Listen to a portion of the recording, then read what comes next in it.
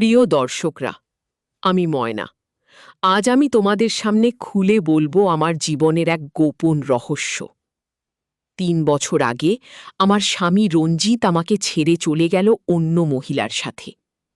আমি আর আমার ২৪ বছরের ছেলে অদিত একা হয়ে গেলাম। একদিন রাতেই আমরা দুজন ঘরে বসে কথা বলছিলাম।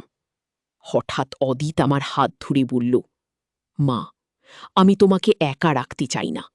আমি চাই তুমি আমার সঙ্গে থাকো সারা জীবন। আমি চাই তুমি আমার স্ত্রী হও। আমি অবাক হয়ে গেলাম। ওর চোখে আমি এমন আকুলতা দেখলাম যা আগে কখনো দেখিনি। ও আমার কাছে এগিয়ে এলো, আমাকে জড়িয়ে ধরল। আর আমি বুঝতে পারলাম ও আমাকে হারাতে ভয় পাচ্ছে। সেদিন রাতেই অদিত আমাকে একটা প্রস্তাব দিল, যা শুনে আমি হতবাক হয়ে গেলাম। ও বলল, মা, আমি চাকরি পেয়েছি দার্জিলিংয়ে একটা বড় হোটেলে। তুমি আমার সঙ্গে চলো, আমরা নতুন করে জীবন শুরু করব গো। আমি প্রথমে দ্বিধায় পড়ে গেলাম। আমাদের পুরনো বাড়ি, আমার চাকরি, আমার বন্ধুরা, সবকিছু ছেড়ে চলে যাওয়া। কিন্তু তখন অদিত আমাকে যা বলল তা আমার জীবন বদলে দিল। মা, আমার বাবা যেদিন আমাদের ছেড়ে গেছে, সেদিন থেকে আমি প্রতিজ্ঞা করেছি তোমাকে কখনো একা রাখব না। তুমি আমার জীবনের সবচেয়ে মূল্যবান সম্পদ। আমি চাই তুমি আমার জীবনের প্রতিটি সাফল্য দেখো, আমার পাশে থাকুক। আমার চোখে জল এসে গেল। অদিতের মুখে এত আবেগ, এত ভালোবাসা। আমিও তো একা। রঞ্জিতের সঙ্গে বিয়ের পর আমি কলেজের পড়া ছেড়ে দিয়েছিলাম। এখন অদিত ছাড়া আমার আর কি আছে? তাই আমি রাজি হয়ে গেলাম। ১ মাসের মধ্যে আমরা দার্জিলিং চলে গেলাম। অদিত সেখানে মাউন্টেন ভিউ নামে একটা বিখ্যাত হোটেলের রিসেপশনিস্ট হিসেবে যোগ দিল। আমরা একটা ছোট্ট বাড়ি ভাড়া নিলাম পাহাড়ের ঢালে। সকালে উঠে বারান্দায় দাঁড়ালে কাঞ্চনজঙ্ঘা দেখা যায়। এত সুন্দর জায়গা। প্রথম কয়েকদিন বেশ ভালোই কাটল। আমি বাড়িতে থাকতাম, অদিত হোটেলে কাজ করত। ও মাঝে মাঝে হোটেলের কিছু অতিথির গল্প করত। একদিন ও বলল এক অদ্ভুত অতিথির কথা, যার নাম মিস্টার সেন। ভদ্রলোক নাকি একা একা এসেছেন, কারো সঙ্গে কথা বলেন না, সারাদিন কোথায় ঘুরে বেড়ান, রাতে ফিরে আসেন। এরপর দিন ১০ পরের ঘটনা। সেদিন শনিবার, অদিতের ছুটির দিন। আমরা দুজনে বাজারে গিয়েছিলাম। হঠাৎ দেখি একজন লম্বা রোগা চেহারার মানুষ আমাদের দিকে তাকিয়ে আছেন। অদিত ফিসফিস করে বলল, ওই যে, এই লোকটাই মিস্টার সেনগু। আমরা তাকে এড়িয়ে চলে গেলাম, কিন্তু বাজারে বারবার মনে হচ্ছিল উনি আমাদের অনুসরণ করছেন। অদিত বলল আমি বাজে কল্পনা করছি। আমিও ভাবলাম হয়তো তাই। সেদিন রাতে অদিত হঠাৎ করে জ্বরে পড়ল। ও শরীরের তাপমাত্রা ১০৩ ডিগ্রি।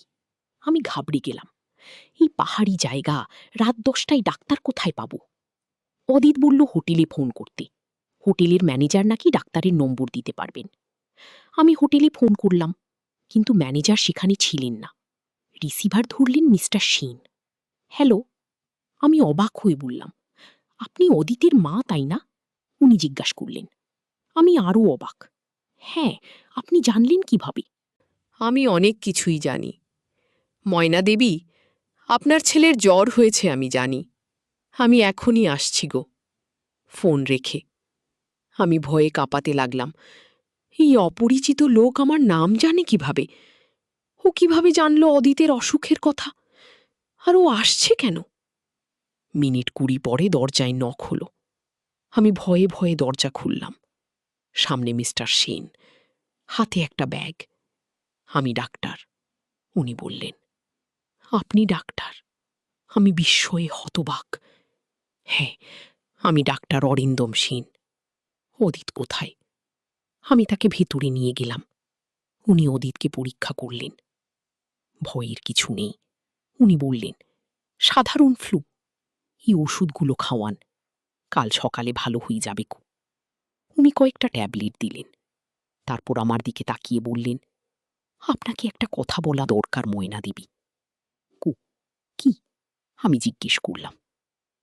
আমি আপনার স্বামীকে চিনি, রঞ্জিত দত্তকে। গু, আমি যেন বাজ পড়ার শব্দ শুনলাম। আপনি কিভাবে? আমরা একসঙ্গে কলেজে পড়তাম। আমি জানি সে আপনাকে ছেড়ে চলে গেছে। কিন্তু আসল সত্য আপনি জানেন না। গো, কি সত্য? আমার হৃৎপিণ্ড যেন থেমে গেল। রঞ্জিত অন্য কোনো মহিলার সঙ্গে যায়নি। সে গেছে কলকাতায় একা।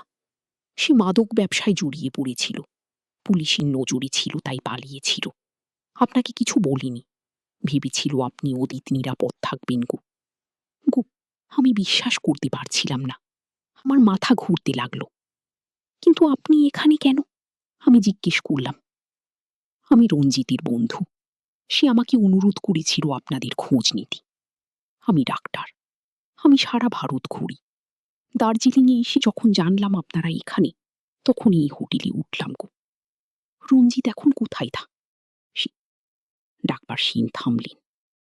সে জেলে আছে, 6 মাস আগে ধরা পড়েছি। গো, আমার চোখে জল এসে গেল। কল্পনাও করতে পারিনি আমার জীবন এভাবে বদলে যাবে। পরের দিন সকালে অদিতির জ্বর চলে গেল। আমি তাকে সব কথা বললাম। সে প্রথমে বিশ্বাস করতে চাইল না। তারপর হোটেলে গিয়ে ডাক্তার সেনের সঙ্গে কথা বলল। ডাক্তার সেন তাকে রঞ্জিতের একটা পুরনো ছবি দেখালেন, যেখানে তারা দুজন একসঙ্গে আছেন কলেজের সামনে। অদিত ফিরে এসে বলল, মা, আমি বাবাকে দেখতে যাব। তুমি যাবে? আমি বললাম, হ্যাঁ, যাব। আমরা কলকাতা যাওয়ার প্রস্তুতি নিতে লাগলাম। ডাক্তার সেন আমাদের সাহায্য করলেন। উনি রঞ্জিতের জেলের ঠিকানা দিলেন। একজন ভালো উকিলের সঙ্গে পরিচয় করিয়ে দিলেন, যিনি রঞ্জিতের মামলা দেখতে পারবেন। কিন্তু কলকাতা যাওয়ার আগের রাতে অদিত ফোন পেল। হোটেলের ম্যানেজার জানালেন যে ডাক্তার সেনের হার্ট অ্যাটাক হয়েছে, তাকে হাসপাতালে নিয়ে যাওয়া হয়েছে। আমরা তাড়াতাড়ি হাসপাতালে গেলাম। ডাক্তার সেন আইসিইউতে ছিলেন। ডাক্তাররা বললেন তার অবস্থা খুবই খারাপ। সেই রাতে ডাক্তার সেন মারা গেলেন। আমরা হতবাক হয়ে গেলাম।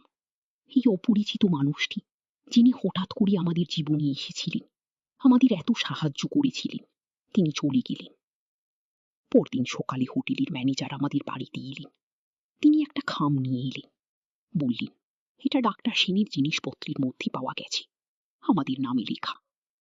আমরা খাম খুললাম। ভিতরে একটা চিঠি আর কিছু কাগজপত্র।